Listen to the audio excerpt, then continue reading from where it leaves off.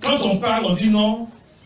Alassane Ouattara, vraiment, hein, ce sont ses propres enfants. Les Guillaume Soro là, aujourd'hui, il veut les attraper, il veut les mettre en prison. Alors qu'on a vu ici, Gbagbo avec Blé Goudé, on a vu Bédé avec Kakabe. Mais est-ce qu'un jour Blé Goudé a voulu faire coup d'État contre Gbagbo? Est-ce que vous avez vu un jour Blé Goudé insulter Gbagbo? Ni Démkolo qu'elle a Démkolo a été Démkolo.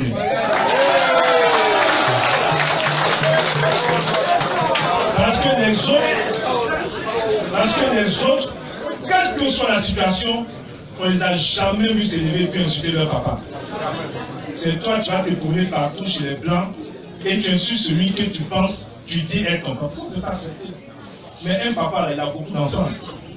Quand le papa est vieux, il a beaucoup d'enfants.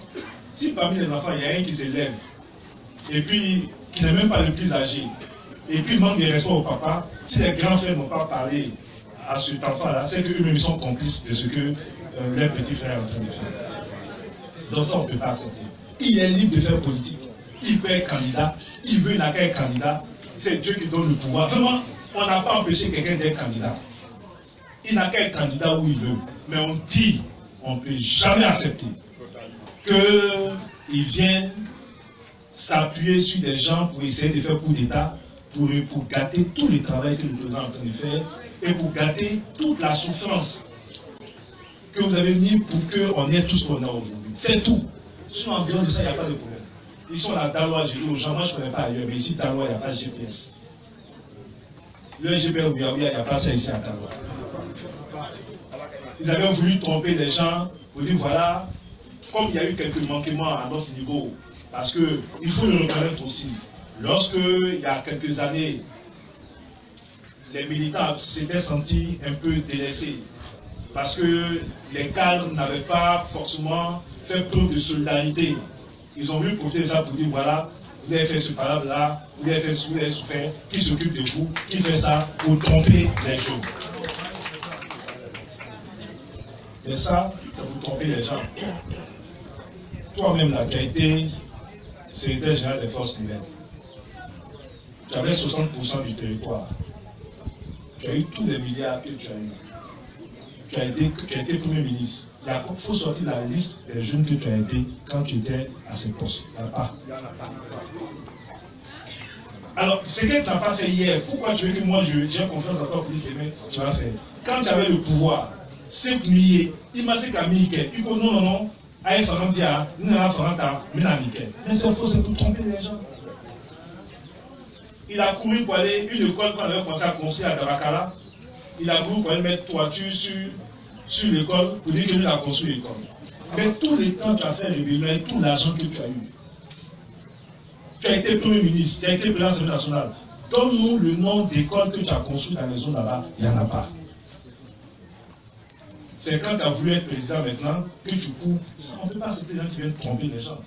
Mais ça, j'ai dit, au talon Takoué, ça c'est entre nous, entre la même génération. Ça c'est clair. Parce que le débat politique a besoin de clarté.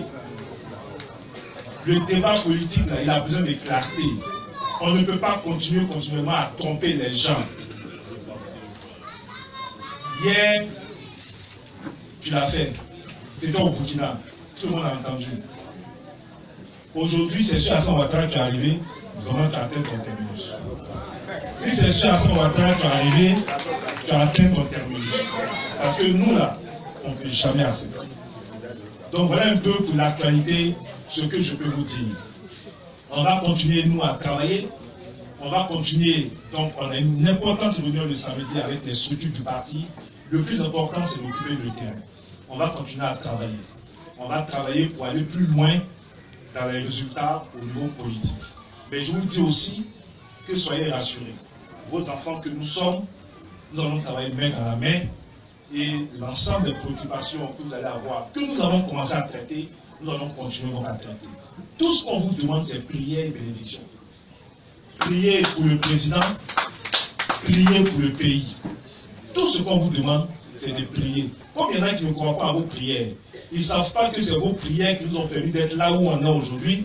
Ils pensent que c'est eux sur leur force, mais ils vont voir la différence entre la force et la prière.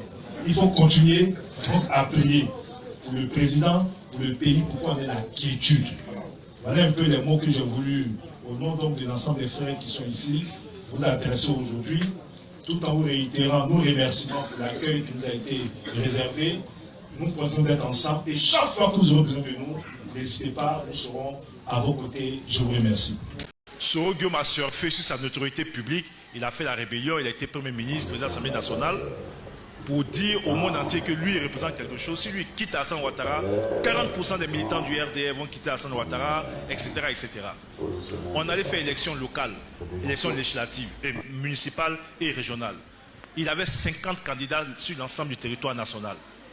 Quand on a fini l'élection, conseil régional, municipal, il a gagné dans 3 communes. La plus grosse commune, c'est Ferké, ensuite Kasséré, et puis Bon. Même Bon l'a lâché, parce que Bon aujourd'hui, au nom du RHGP. Donc il a fait du bruit, mais il n'a eu que 2 communes.